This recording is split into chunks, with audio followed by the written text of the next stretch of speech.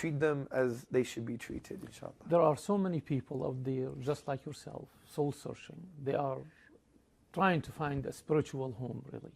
Yourself, you're in that mode before you became a Muslim, and the trigger was this conversation with a friend about death. How do you advise, or what would you say to the Muslims who are trying with some people they know, whether a relative or a friend or a neighbor or a colleague, and this person is almost there?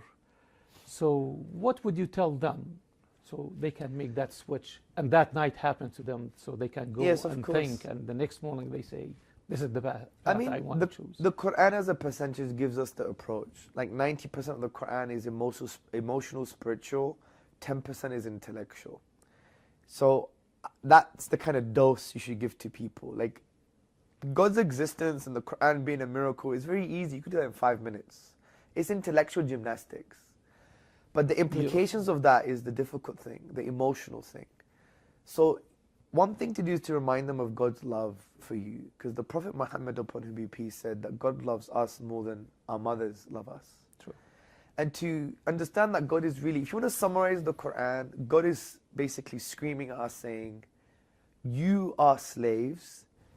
You didn't choose your birthday, your birth, your ethnicity, your gender, your name, your DNA, your socioeconomic status. You didn't choose any of these things. You're enslaved to context. You didn't choose the ism and the schism that you're conditioned to believe that beauty means you have to be like, I don't know, L'Oreal because I'm worth it, right? Or, you know, all that stuff. You're enslaved to social context and to your own context. You have so many slave masters. Your boss, your parents, your boss's boss, society, your politician, your senator, your governor. Everybody wants something from you. And they don't really know what's truly best for you. And God says, hold on a second. I'm your Rabb. I'm your master that loves you and nurtures you. And I know what's really best for you, so connect to me. Free yourself from this slavery and liberate yourself by worshipping me. It is no wonder the word ruh, the soul in Arabic, in the Quran, shares the same root as the word raha, which means liberty and serenity. So the ruh, the soul, wants to achieve this liberty, and it can only be done so by connecting with your nature, which is to worship God and to love Him. Worship means to love Him, to know Him, to obey Him, to serve Him.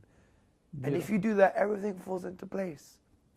But people are so busy worshipping themselves and their own ego.